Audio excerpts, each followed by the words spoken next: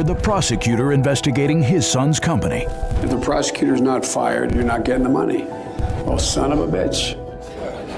Got fired. But when President Trump asks Ukraine to investigate corruption, the Democrats want to impeach him. And their media lapdogs fall in line. They lost the election. Now they want to steal this one. Don't let them. I'm Donald Trump, and I approve this message. 안녕하세요. 5분 트윗 시작하겠습니다. 현재 그 미국에서 펠로시 미국 하원 의장이 현재 트럼프의 탄핵 소추 요구안을 지금 의회에 승인을 했다고 그렇게 이야기를 합니다. 향후에 이제 하원 내 의결이 있고 여러 가지 그 중요한 정치적 리스크에 대한 일정이 진행되고 있습니다. 정작 그 트럼프는 우크라이나 대통령의 말을 빌려서 어떤 그 푸시, 어떤 정치적인 푸시는 없었다, 뭐 이렇게 이야기를 하고 어떠한 그 직권 남용을 이용을 해서 2020년 재선에 유리한 카드로 활용하지 않았다라고 주장을 하고 있습니다.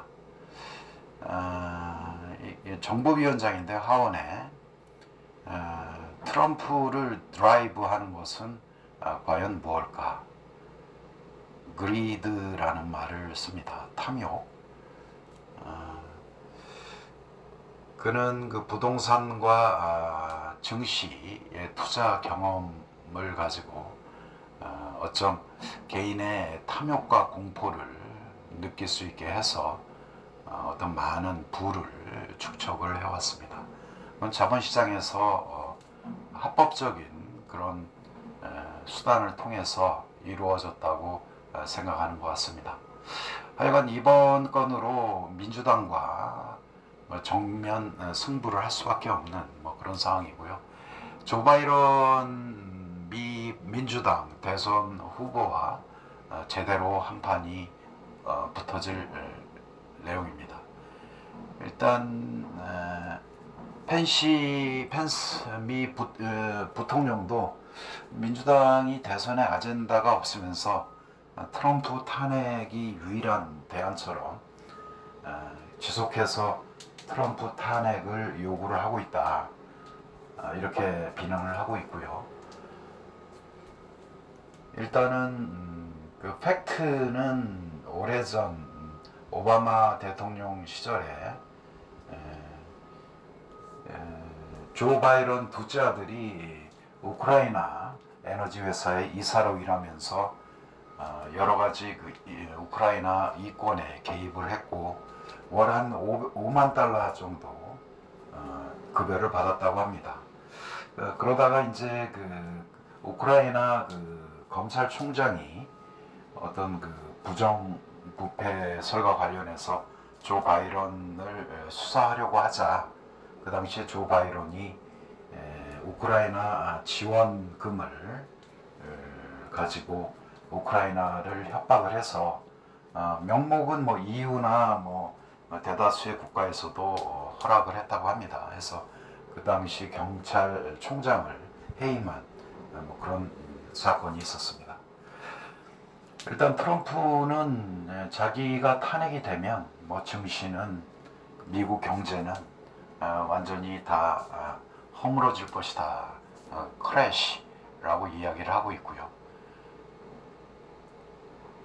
아무튼 그 주식시장, 미국 경제를 쥐고 흔드는 트럼프가 공격당하면 공격당할수록 그가 가지고 있는 상황들에 대한, 긍정적인 상황에 대한 어떤 그 자폭적인 위협을 하고 있는 그런 상황이고요.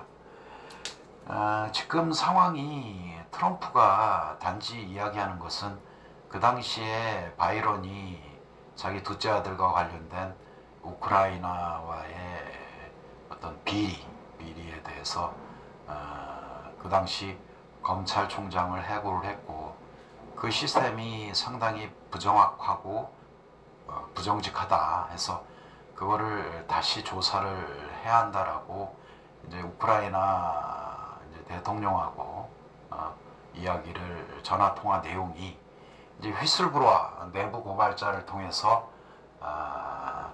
이제 처음에는 법무부 그리고 백악관 그 다음에 외부 의회까지 지금 전달된 상황이고요. 트럼프는 이 와중에 자유주의 그 다음에 보수와 자유주의를 위협하는 아주 나쁜 간첩이다라고 내부 고발자와 백악관에서 그 자료를 준 일부 관료들을 맹비난하고 적발을 해서 뭐 큰 처벌을 주겠다라고 그렇게 이야기를 합니다. 이 휘슬브로어는 그 헌법이 보장한 어떤 권력층의 직권 남용을 방지를 하고 감시하는 그런 그 법 제도 안에 있는 중요한 청렴제도라고 볼 수가 있습니다. 아무튼 이러한 걸로 미국 그 정치적 상황이 급요동을 치고 있는데요. 일단은 그 낸시 펠로시 하원 의장이 탄핵 요구안을 일단 승인을 했고 이게 이제 의회에서 과반수의 어떤 찬성을 얻어야 의회가 탄핵 소추안을 결의를 하고 이거를 다시 상원으로 올리게 되어 있습니다. 상원에서는 그 지금 공화당이 다수당으로 되어 있고 상원에서 이러한 그 탄핵이 뭐 결정되기는 상당히 힘든 상황이고요. 지금 뉴욕 타임즈인데요. 그래도 그 어떤 그 트럼프 탄핵에 대해서 대다수의 어떤 여론조사 결과는 아주 뭐 그렇게 좋지를 않다. 탄핵에 반대하는 것으로 나와 있고 Wednesday on Voter 어떤 그 유권자하고의 어떤 인터뷰에서 어떤 탄핵에 대한 센티멘트적인 어떤 확실하고 뭐 충격적인 어떤 변화는 없다라는 기사 내용입니다. 그러니까 이제 2020년 대선을 위한 어떤 중요한 포리티컬 리스크에 대한 어떤 서로 간의 충돌이라고 생각을 하고요. 간밤에 마감된 뉴욕 증시는 일제히 하락을 했습니다. 나스닥이 꽤 큰 폭으로 하락을 했고요. 특히 그 중국의 자금이 미국 그 스탁 시장에 유입되는 중국의 모든 자금들을 통제를 할 것이다라는 이런 이야기가 나오면서 미중 간의 무역 갈등이 강해질 것이다 해서 탄핵 이슈와 함께 나스닥이 1.1%대 하락을 했습니다. 공포지수가 급등을 하고 안전자산인 달러와 국채가 강세를 보이는 뭐 이런 상황이 발생을 했고요. 지금 뭐 상승 중에 S&P는 지금 하락의 더블탑에서 하락의 시작점인 것으로 뭐 추정을 하고 이러한 그 폴리티컬 리스크로 인해서 S&P는 한 2-3주 정도 뭐 조정을 겪을 수 있다고 뭐 전문가들은 이야기를 합니다.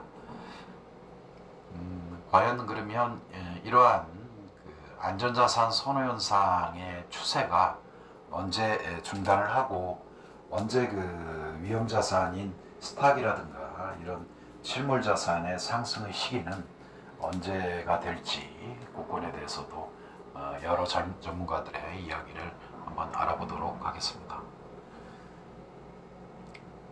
지금 지난번에 클린턴의 지퍼게이트가 있었는데 그때도 그 클린턴의 탄핵소추안이 하원을 가결을 했었습니다. 물론 뭐 상원에서는 부결이 됐지만 이렇게 볼 때 일단은 그 하원 표결 탄핵 소추를 위한 표결의 시점이 바로 그 S&P의 저점이라고 생각을 하고요.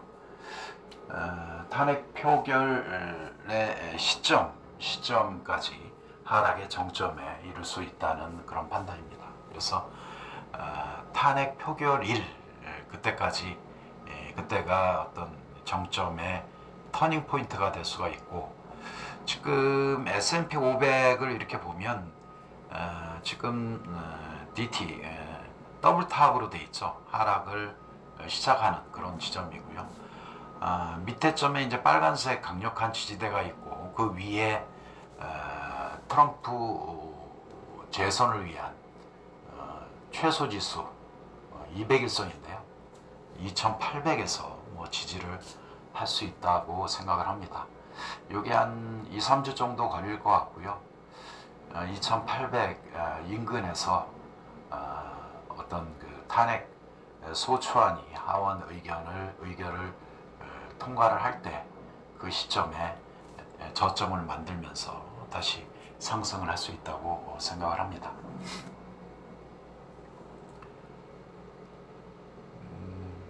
요때가 이제 클린턴이 탄핵 시기에 S&P 500 지수 추이를 볼 수가 있는데요. 요때 그 빨간색 하단이 하원의 탄핵 발의안이 결의된 그 날짜거든요. 그 이후에 한 5% 정도, 5-6% 상승을 했다가 다시 이제 그 상원의 탄핵 소추안이 상원에 도착을 하면서 재차하락을 했고, 그 후에 급등을 한 뭐 그런 상황입니다. 그래서 상원과 하원의 탄핵 시기를 정확히 아는 것도 투자의 타임 스케줄에 굉장히 중요하다고 생각을 합니다. 하원은 탄핵 소추의 전권을 지지고 있고요. 상원은 탄핵 심판의 정권을 가지고 있습니다. 이것도 참고를 하시고요. 주말인데요.